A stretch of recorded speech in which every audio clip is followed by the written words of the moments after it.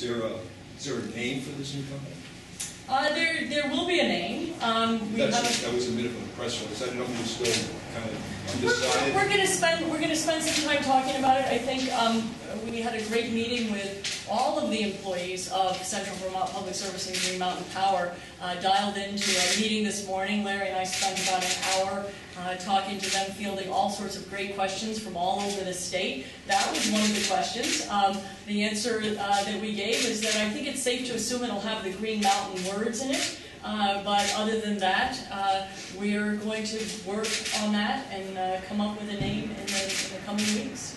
Is there, having the operations and the technology headquarters down here, does that create actually more jobs than what was previously thought that would be, remain in Rutland? Well, this is really all about, obviously, when you create one company, right? A part of how we get to the overall value proposition for Vermont is that we're going to harness the natural, as Larry said, the natural retirements and turnover that happen within both organizations. So I also do want to stress that it is one of the things that we talked about when we went through the overall plan is that it is a plan that is harnessing that in an equivalent level from both organizations, from Green Mountain and CV. But the course stretches across the entire state of Vermont, from the southernmost tip to almost the northernmost tip. So those attritions are going to be harnessed so that that's a part of how we reduce the overall cost. But making Rutland the operational headquarters, though, and the headquarters for energy innovation, what it really means for the future is that, again, the heartbeat of a utility is in its operations.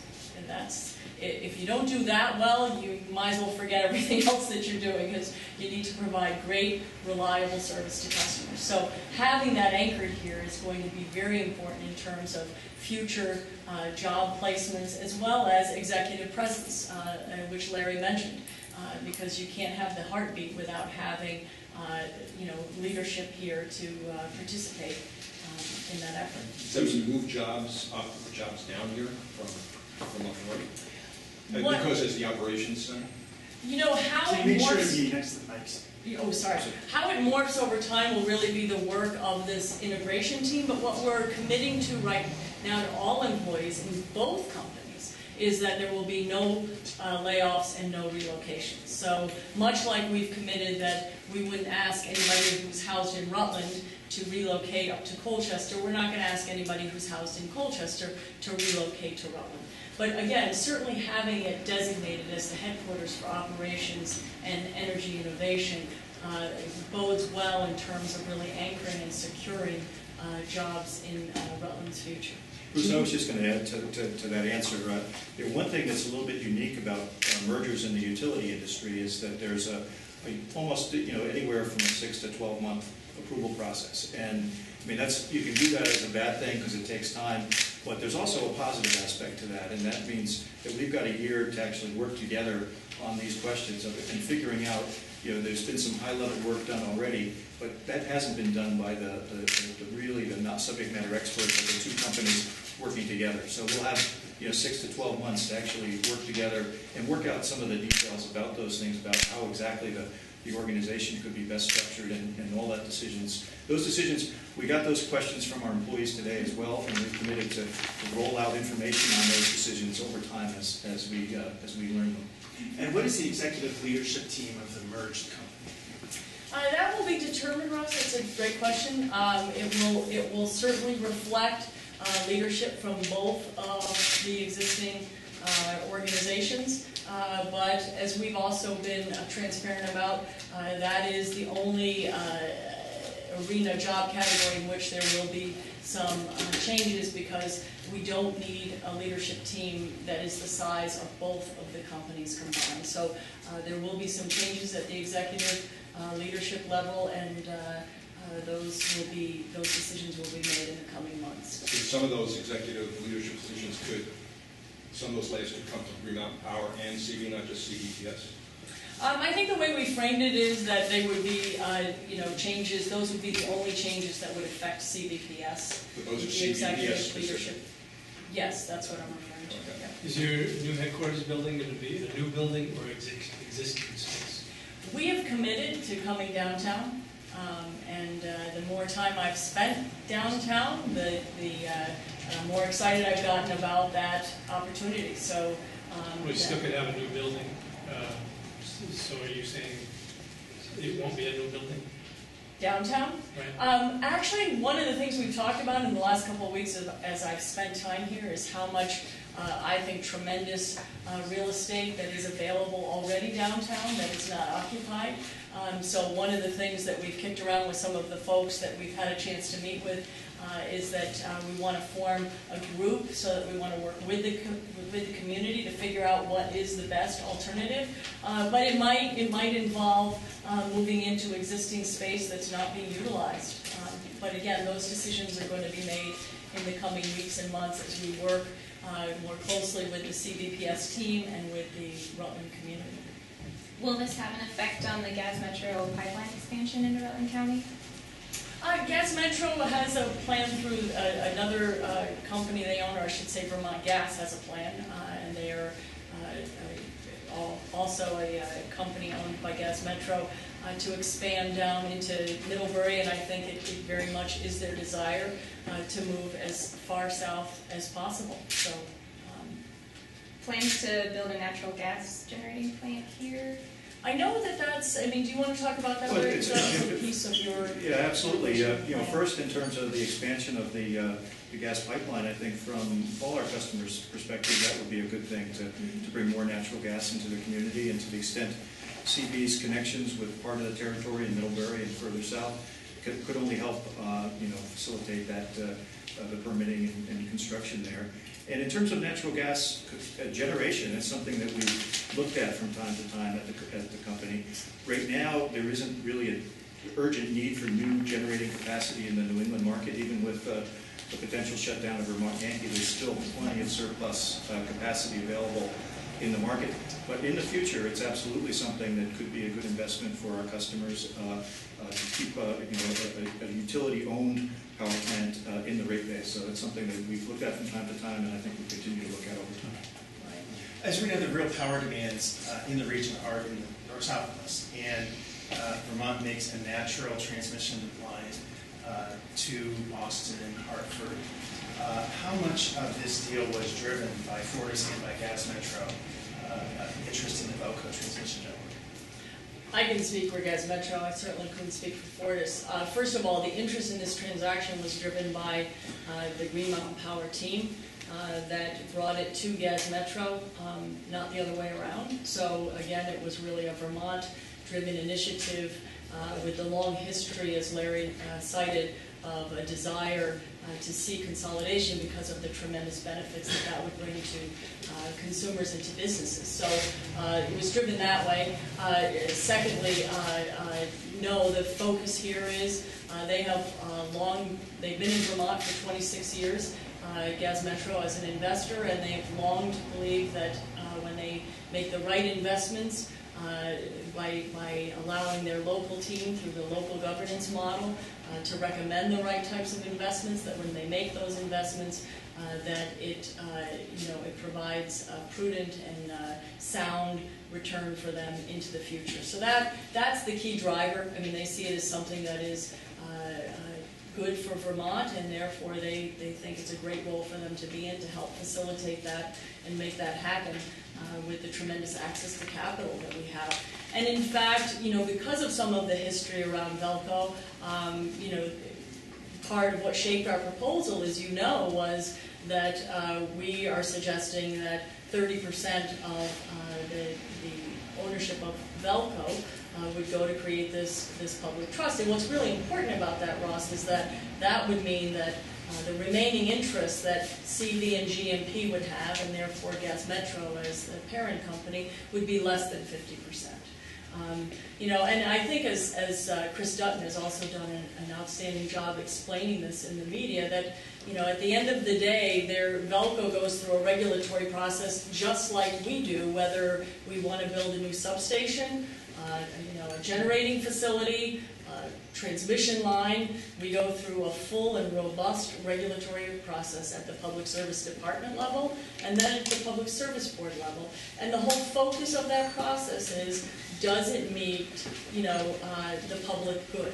So they're really, in the context of who invests in us or doesn't, it really doesn't impact ultimately how those decisions are made and what that approval process looks like. And I don't know if you would want to support us. Well, the only thing I'd add to that is I think you only have to look to New Hampshire to realize that Public Service Company New Hampshire is franchised through the northern part, or a large part of the state, didn't necessarily make it any easier for them to construct the new transmission line going north-south through the state. So I'd be very speculative for somebody to buy a distribution company based on a speculative transmission project down the road. But what is the value in that transmission network to the parent company? I mean, the value is the same as it would be for owning the transmission and distribution assets, Ross, which is, the way the regulatory mechanism works is we need to attract capital to make important investments on behalf of our customers, and we get a return, a regulated rate of return. And as I always say, it's part of why I pitch, probably ad nauseum, our Kingdom Community Wind project, but the regulated rate of return is just that, it's regulated. And there's a max we can earn, and we can't go above that. We're not mobile oil, we can't make endless returns and profits. It's regulated, it's capped, which is why those kinds of investments are much more cost effective for Vermonters if utilities do it on their behalf. So it's the same thing as you look at transmission or you look at distribution, there's a regulated rate of return that the investor gets. So that's the opportunity. This is a very important point because this goes right to the heart of why Central Vermont was for sale in the first place. I think we're a small company facing a large capital investment program for both our distribution network, our smart grid program, and the transmission system, which is growing very, very rapidly. There's been a lot of investment to date, and Central Vermont is a small company with limited access to capital markets to raise debt and to raise equity. And one of the reasons we were in the business of looking for a larger company to partner with, first Fortis, now GasMet, either one has the access to the capital markets that we need to actually facilitate those future investments in transmission. We can get that investment done now in a very cost-effective way with much less risk than we would have had if Central Vermont was doing it on its own, potentially being frozen out of the equity markets or had our debt costs go up because of a bond rating change. Fortis has greater assets, so Fortis has greater access to capital than Gas Metro.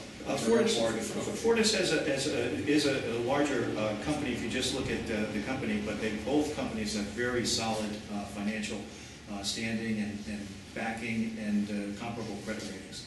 Can you say now whether it was GMP that made the initial offer before the Fortis offer? We really can't talk about the process that we went through to come up with the Fortis transaction. There will be more description of that in our proxy statement that will be coming out. A little delay because of intervening events here, but we'll be probably certainly within a month we'll have the proxy statement out, which will give you more specifics on that. But this transaction started after the Fortis deal was announced, and I think that's important to keep in mind. Can you be more specific about what energy innovations you're going to be pursuing? Yeah, again, that really is, I think the fact that we're proposing that Rutland become Vermont's first solar city is actually really quite significant. It's quite significant in the context of many things that are going on in Vermont, but just to name a couple of them, one is the smart grid deployment that's going on, as well as the partnership that has been created with Sandia National Lab. So we really see that through this creation of Rutland as Vermont's first solar city, that it opens up the opportunity for greater collaborations around research and analysis on how to make renewables work most effectively on the grid, and sort of look at it from a microgrid perspective, as well as to talk about integration with other forms of generation. So just that fact alone, I think, the announcement that we were making Rutland, Vermont's first solar city, was an important step. After having dialogues around the city in the time that I spent here, and further talking with Central Vermont and looking at some of the great work they've done around energy innovations and their Cow Power program, to name one, but there's many activities going on there. We thought it'd be a really cool place to put the hub of activity, which is really about saying, what's the future of energy? what are our customers going to want, and how can we be on the forefront of creating new and useful solutions for customers. So, again, it's at this stage, we're at the visioning stage, which is a very, very important stage, because as we all know, it takes a vision to then launch execution and then to drive all the great benefits. So we're at the vision stage, and now we want to move into the execution stage, which is to collaborate both of our companies together and figure out a little bit more, what does that mean? What are the activities we need? Who should we be attracting to partner with us? But I think it also really ties well with the other contributions and investments we're making in Rutland around the Development Authority and economic development, because we see all of that time towards trying to create a hub of activity in Rutland that is about the future of energy in Vermont. Long-winded answer, sorry. You seem to have a clear vision for the solar city. Could you be more specific about what that means? Does that mean that everything in the city would be powered by solar? Certain aspects? What does it mean? It really, what it means is we want there to be more solar per capita in Rutland than in any other city in Vermont, and we actually think if we achieve that, it probably will be the most per capita in any city in New England. That would be my guess. What would that percentage So be? what that, we have to dig into all of those numbers and to actually get to that. But what it would be is a combination of utility scale solar deployments, which again we work like we do in any project, and like CV has a history of doing with the community to say where should those go, what size should they be, and then also launching some creative programs around facilitating and accelerating the normal adoption that is going on throughout the state and the country, with individuals and businesses actually taking more ownership for their energy generation and consumption, and putting solar in their home or on their business. So it's a combination of those three pieces, and we're going to have to tie together a bunch of programs and activities to make sure we deliver on it. As you mentioned, this is something that has been talked about for decades in Vermont, and every time before it hasn't happened. What's changed? That's an interesting question. I think right now, it's a real recognition that the need for capital right now, Central Vermont is at a high growth point in its history in terms of need for capital, and actually the opportunity here is just a good opportunity for shareholders, and the consolidation of the service territory and putting these two operating companies together, has the potential to create tremendous benefits for customers and reduce costs for the state. So I think it's just maybe the way the capital markets are working right now, coupled with Central Vermont's extensive need for capital in the coming years, have kind of brought this to a head. But I think we're very fortunate that it's finally happening, and it's a good deal for all the stakeholders involved. I'd like to ask you about the breakup fee. Before us, you have to send them a check or electronically deposit a check for $19.5 million. A big one, yep, a big one. Is that chargeable to ratepayers or the investors? No, absolutely not. We wired that money to them today, and GasMet has agreed to reimburse us for that expense as soon as our shareholders approve the transaction with GasMet, which is expected sometime probably late this summer. We'll have our shareholder meeting to vote on the transaction. As soon as that's approved, GasMet will reimburse us for that. So at no point is that cap picked up on ratepayers? Absolutely, never. Absolutely not. How much did the strong Canadian dollar factor into the timing of this, do you think, Mary? Not at all. Not at all? No. I mean, to the timing, I think that really it ties back to Ross's question and Larry's answer. I mean, the reality is this has been something that's been around for a while. Again, CV and their proxy will deal with this most recent process, but I can tell you since I've been in the business, which is now 13 years, it's come up at least a couple times, dating many, many years ago. I think that what's really different is that, there is a really strong partner that we have in Gas Metro, so we have the capital. There is a much stronger capital need. And, and candidly, I think that when you look at the value, now that we really spent time crunching the numbers, when you look at a value of $144 million to Vermonters, or the Vermonters that we serve, I'm sorry, over a 10-year period, that is really significant. So I would also say that in these economic times, while we're still in a recovery, the reality is a lot of people and businesses are still being hit hard with